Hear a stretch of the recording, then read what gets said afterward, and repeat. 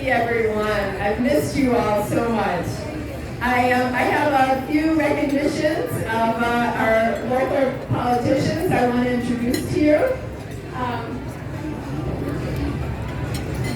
First, I want to introduce my senator, Senator Laura Fine. I want to introduce Josina Morita, up-and-coming star from Water Reclamation District. I want to introduce the mayor of Evanston, Daniel Biggs.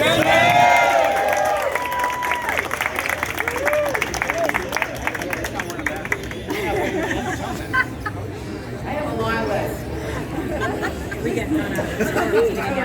Yes, you're on the list, Julie. I want to introduce Judy Mandel, the president of Nuclear Democrats.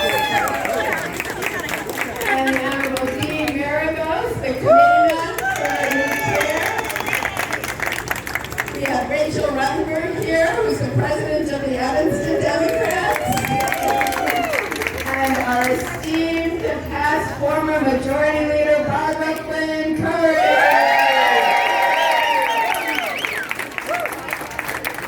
Our leader, mentor, always. We have Judge Abby Romanek. Thank you, Abby. We have the former state representative to the seat that I have taken, who really led the way in doing such an excellent job as a legislator, the Honorable Julie Amos.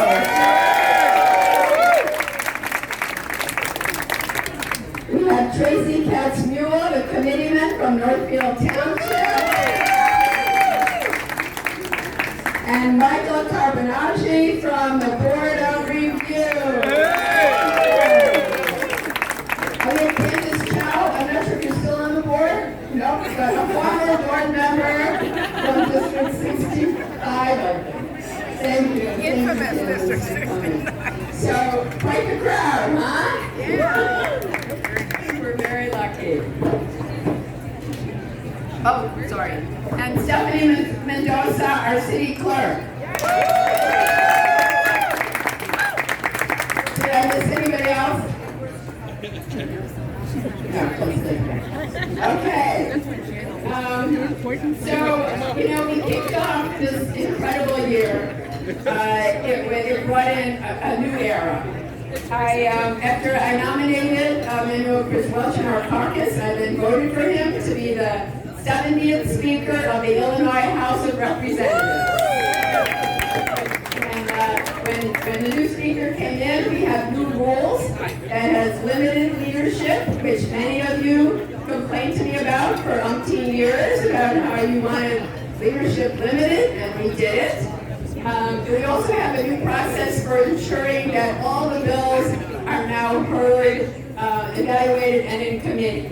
So that's a good thing, and it's a crazy thing, because we have so many bills now to review, so but it's a good thing. We really created a more open, transparent, and democratic process. So I'm really proud to be part of this. And Speaker Welch actually asked me to be in leadership, to be an assistant majority leader. Very exciting in this new role as part of the leadership team. I kind of oversee human services. I'm part of the energy working group, and I get to mentor some of my newer colleagues who are amazing people. So I feel very blessed to be able to do that. It's been great. Even though I have this opportunity to engage new leaders, I still do my best to represent our district and where we're from. So thank you. So I want to talk a little bit about the budget working group, one of the multiple working groups that I'm on. And this year, we were able to pass a flat, balanced budget, which after a pandemic was like a milagro, like a miracle. We thought for sure that we thought we were going to be $1.9 billion in the hole. And that's a big number. I have to tell you, I've tried to cut budgets in the past, and we spend like an hour cutting, and then we say, oh, add that up. And it's like $1 million. So we were so happy not to have to do cuts and to be able to keep our budget. One of the reasons was because of the federal stimulus package. Most of the increases were in our two big revenue line items, which are individual income tax and sales tax. So those two did as well as we expected them to, and the budget is a great budget. We also were able to repay $3.2 billion that we borrowed from the feds. We paid them early, which saved us hundreds of millions of dollars in interest. So we were thrilled about that. We made our full pension payment and on time. We closed $655 million in corporate loopholes, mostly by decoupling from the federal tax breaks that they gave to the wealthy. And then this budget really prioritizes our most vulnerable neighbors, the hardest hit by the pandemic. And we funded things like schools, like daycare, early intervention, people with disabilities, and housing. So we really tried to take care of the people that needed it the most. We were also very prudent. Prudent is a word you don't hear very often with the Illinois state budget. But we were prudent. We received $8.6 billion from the federal government to distribute the ARPA funds, American Rescue Plan Act. And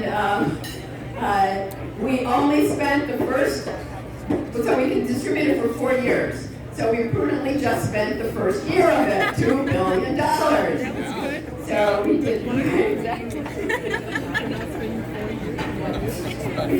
a good job. And some of those monies went to infrastructure, which, as you know, putting money into infrastructure means putting money towards jobs.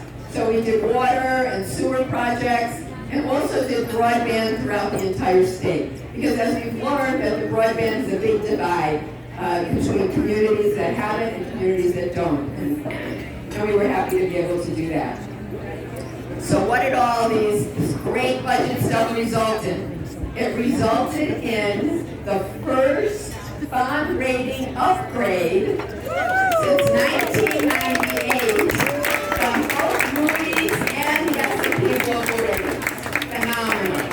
Now we have one more. We're still waiting for Fitch. I'm okay. We're still waiting for Fitch, but we hope to make it a trifecta. So I just want to speak for a few more minutes, so I hope I have your attention. There's the Medicaid Working Group, which is another one of my assignments, to be on the Medicaid Working Group. We, as you know, making healthcare affordable, accessible has been my life's work. And through that work, we now have, and thanks to Senator Fine, we have telehealth parity for behavioral health and physical health. So these are things that we did during the pandemic, and we wanted to make them permanent because they proved to be so successful. We put chiropractic care back in the budget. We increased fees for pediatricians for immunizations, and two big bills that I passed based on maternal and child health issues that I've done for so many years. One is licensed professional midwives, so we can have, it's almost done. Almost done. That'll be done. So in January, we're fixing the one last thing in October, and it's really the Birth Safety Act. And so these people who practice midwifery and the women who have them as their birth attendants can do so legally and get safe transfer to the hospitals if they need it. We also passed the freestanding birth center bill to make it permanent. So it was a pilot project for 25 years, and now it's going to be a permanent program. So it gives women many more choices in where and how to deliver their babies. We also passed some election reform measures that really make it easier for voters to cast their votes. Election reform is something I've been working on for years. What we did was we made some of the special things we did during pandemic permanent. So we can now really facilitate and make it easier for people to vote, because everybody deserves the right to vote. So So the pandemic has not only been a public health issue, but it also casts a spotlight on so many inequities in our society, our systemic racism, our poverty, and we really took up this issue in a big way in the legislature this year.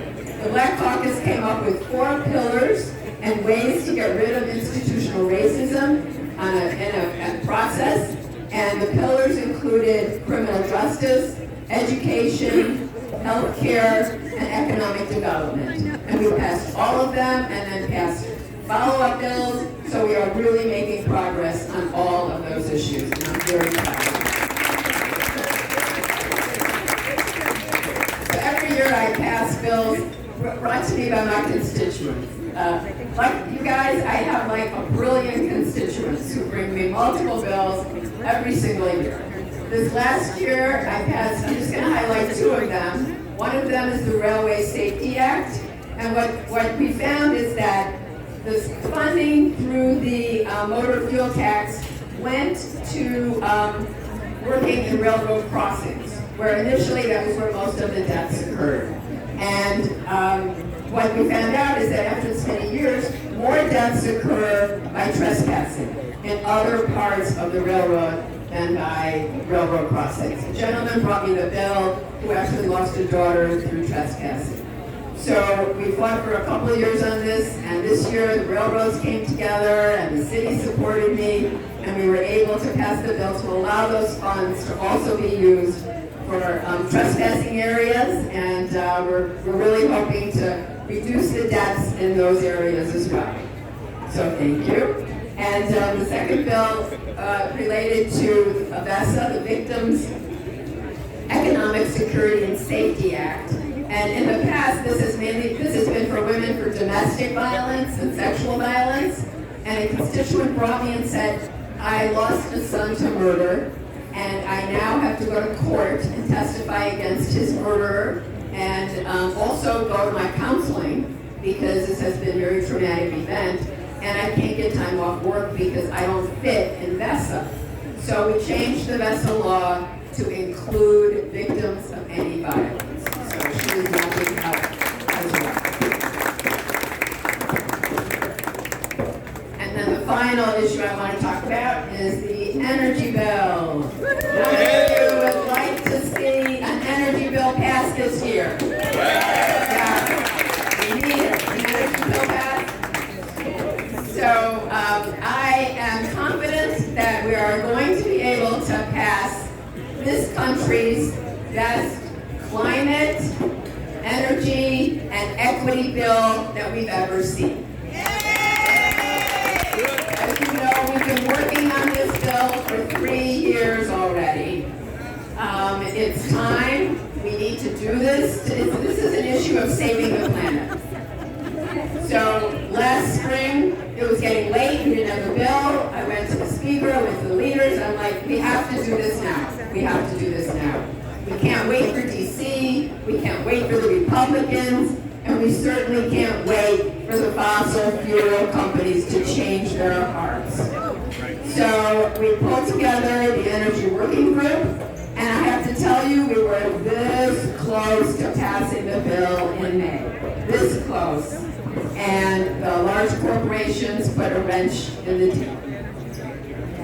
So I am now like dragging, tugging, pulling this enormous energy bill over the finish line. But I need your help. I need your help. I need you to contact all of our legislators, our senators, our reps. Tell them how important this is to you. We need them to put pressure on leaders. We need them to be convinced that this is the right thing to do, and we have to do it now. So please be a part of this historic movement. Help me out. Call your people, and let's get this bill done. So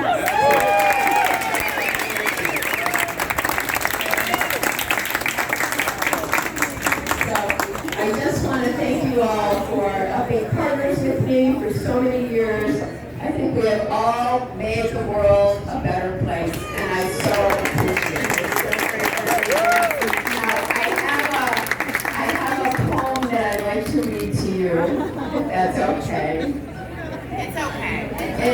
is a poem that I read at our inauguration, and it is a poem by our new poet laureate of Illinois, the 5th poet laureate of Illinois, Angela Jackson, and this is the first poem she wrote when she became the poet laureate. I need you to Get her some tissue too. Write script.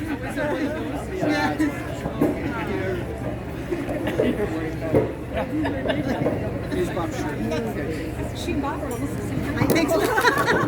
So it's called Giving Thanks by Angela Jackson. Giving thanks. Illinois 2020, we give thanks for red cardinals that appear anywhere, for violets pristine and tender, and tall white oaks that bear the weight of Midwestern winds, moving across the prairie state. Thanks for the kiss of the Great Lake, Michigan, on a big Chicago, bodacious and bursting with promises. Thanks for the lakes and rivers that flow through a state of dreams and blood and tears. Thin rivers of toil that lace the land, and a big river, Mississippi, that runs. Thanks for mid-cities churning industry, for rural places poised on tractors, and way stations peopled with all kinds of people, all colors, a one in the land of Lincoln, lifting freedom, union, yes. We pray for each other in all our heartbreaks. We give thanks for hope, for family, for dear ones and neighbors, for I love you, written on the wings of cardinals, on the sweet petals of violets, on the strong brown branches of oaks. We give thanks, thanks, and thanks.